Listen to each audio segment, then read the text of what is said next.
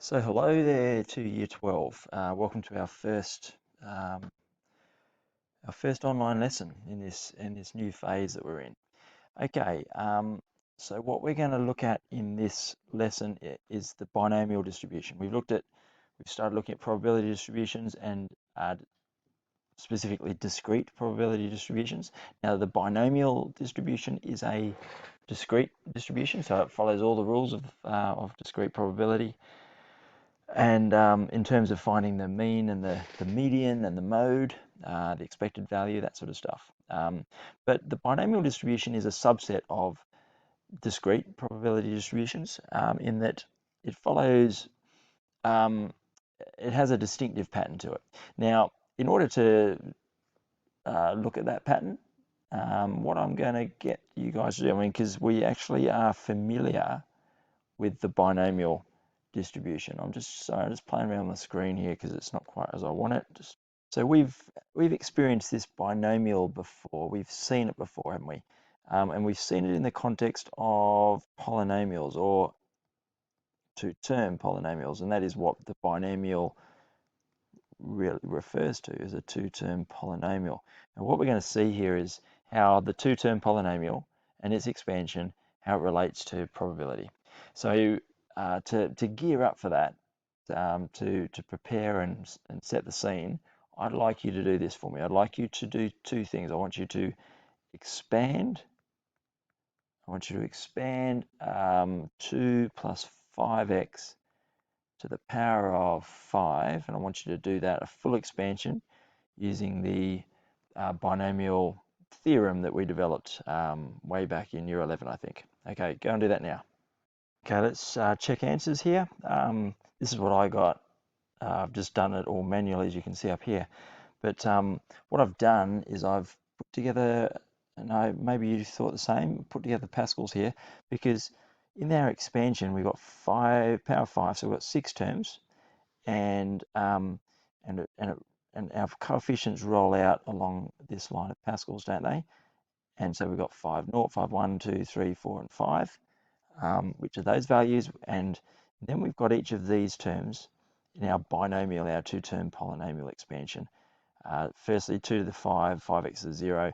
Now the power of 2 goes 5, 4, 3, 2, 1, 0, and the power of 5x goes 0, 1, 2, 3, 5. Beautifully symmetrical.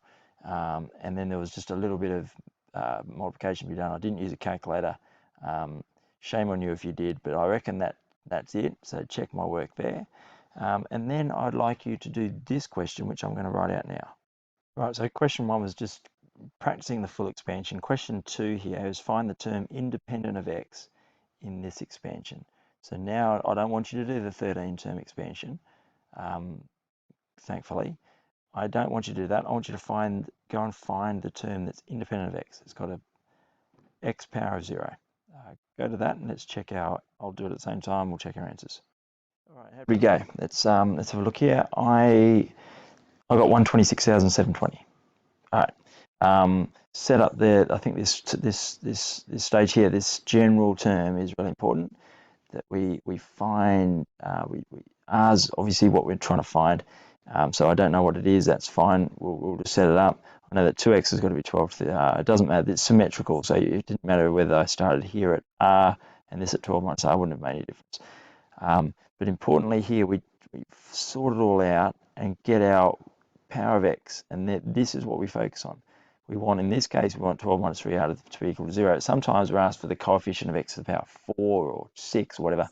In that case, this 0 would become that number.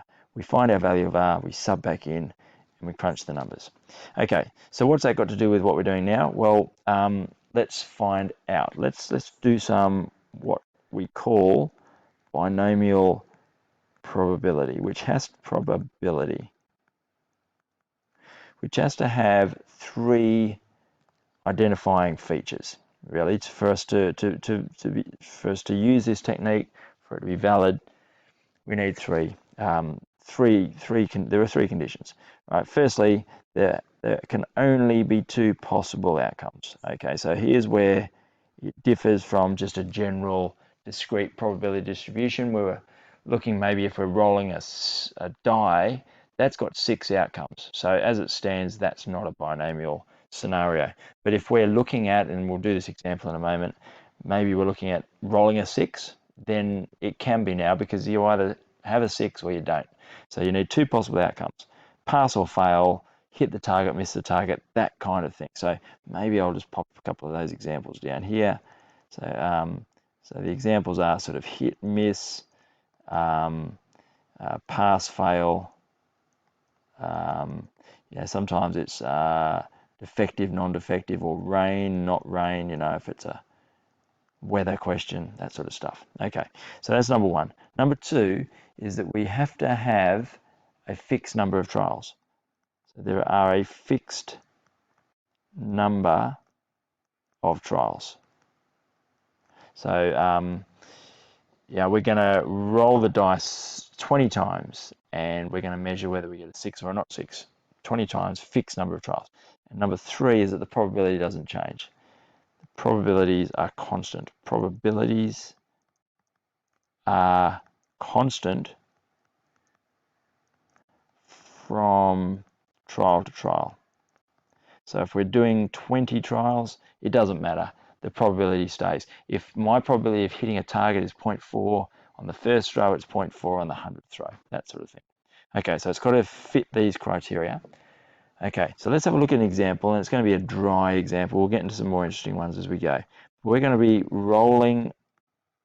I'm going to set this up. Okay, so here's the question, or the scenario. A die is rolled 3 times, and we're letting X, this capital letter X, is our random variable, right? And it's a discrete random variable because it's the number of 6s rolled. So that means that we have to have a countable number of 6s. This is not a continuous situation. This is discrete. Okay. So I just want to check. I just want to check with our checklist. Are there 2 possible outcomes? Is that a tick? Number of 6s rolled? Yes. 6 or not 6. Fixed number of trials? Yes. We're rolling 3 times. The probabilities are constant from trial to trial? Yes. 6 is 1/6 every single time you roll. So this is a binomial probability scenario. What we're going to do is look at it through a tree diagram, because that's what we're kind of used to doing. I'm going to map out all our outcomes. Here it is. First roll, second roll, and third roll, all there on the tree diagram. Now I'm going to put out all the possible outcomes. So this first 666 is my first possible outcome here. 6, all right, so this dash here is 6 prime, not 6, complement of 6. Here we have 6, not 6, and 6. Here we have 6, not 6, not 6. All right, you get the idea. 6, not 6. All right, let's follow what's going on here. So these are all in red, possible outcomes. I can count them down, there are 8. Okay, now I'm going to set up my table. Here are my possible values of little x, representing the big X number of heads, number of 6s. Okay, so no 6s, 1, 2, or 3. So what's the probability of 0 6s being rolled? 0 6s. Okay, so that's down here. These are all my non-6s. Here it is here. So the probability of not 6, not 6, not 6 is not this one here. The probability of a 6 is 1/6, and the probability of not a 6 is 5/6, and that's going to appear on every branch. So this has followed the 5/6 cubed rule, and so that is what goes in here. I've got 5/6 to the power of 3, and there's only, and this is what I'm going to do now, is I'm going to highlight how many of each of these outcomes we have. I'm going to find a standout color like this. Okay, so that's just 1. Okay, now 1/6. How many of these relate to 1/6? Let's go and find them. 1/6. All right, so there's that's 2 6s. This here is 1/6. That one there. That's 2. This is 1/6, and this is 1/6. So they're the 3 outcomes that match here, and they're all going to have the same probability, because I'm going to have a 6, which is a 1/6 probability, and then I'm going to have 2 non-6s, which are 5/6, and I've got 3 of them. So down here, I'm going to make a point that I've got 3 of these probabilities here, 1/6 by 5/6 squared. Okay, let's go and find those with 2. I'll find them in a different color. 2 6s. There's 1, there's 1, and there's 1. So it looks like I've got 3 of those again, and the probabilities, they're going to come to 1/6. Right, this is squared because I've got 2 6s by 5/6. So in here, I am going to have 1/6 squared by 5/6. This is my probability distribution. All these probabilities are going to sum to 1. Now, 3 6s. Well, there's only one of those. That's right at the top there. There's one of those. So just note the fact that there's only one of those. And there's 6s, and the probability of a 6 is 1/6. So that's 1/6 cubed. Okay. Now, in red, what do you notice? 1 3 3 1. Does that look a little bit like this line here? Right. So now we're sort of linking in, well, it looks like our combinations, or their number of 1 6 in 3 rows, 2 6s in 3 rows. Looks like those numbers correspond to a row in Pascal's triangle. Right. And that kind of makes sense if you think about it. This here, for instance, is saying, okay, because I'm rolling this die 3 times. 1, 2, 3. And I've got 1 6 and 2 not 6s. Now, if I've just got 1 6, that 6 could go there, but that 6 could appear in the middle, and I could have a not 6 and a not 6, or it could appear on the end. So really what we're doing here, if we can save ourselves a bunch of time, is that we're just finding out the number of ways of selecting 1 from 3. And this will be the number of ways of selecting 2 from 3, the number of ways of selecting 3 from 3, and the number of ways of selecting 0 from 3. And these represent these, as we've discovered previously, these numbers in Pascal's triangle. So if we went back up here, we noticed that this was 5 0, this was 5 1, this here was just 5 2. If I just pick him out as an example, this guy here was 5 4. Okay, so what we're going to find in our binomial distribution is that basically we're going to just find out that this, look at these terms here, if I just expanded, so these probabilities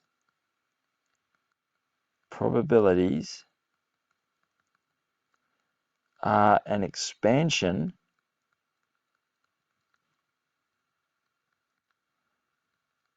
of 1/6 plus 5/6 to the power of 3. If we expanded this out, we would get this plus this plus this plus this. Now we know that 1/6 plus 5/6 is just 1, and that's just 1 cubed. So this is 1. This expansion is just 1, and we know that these probabilities have to sum to 1.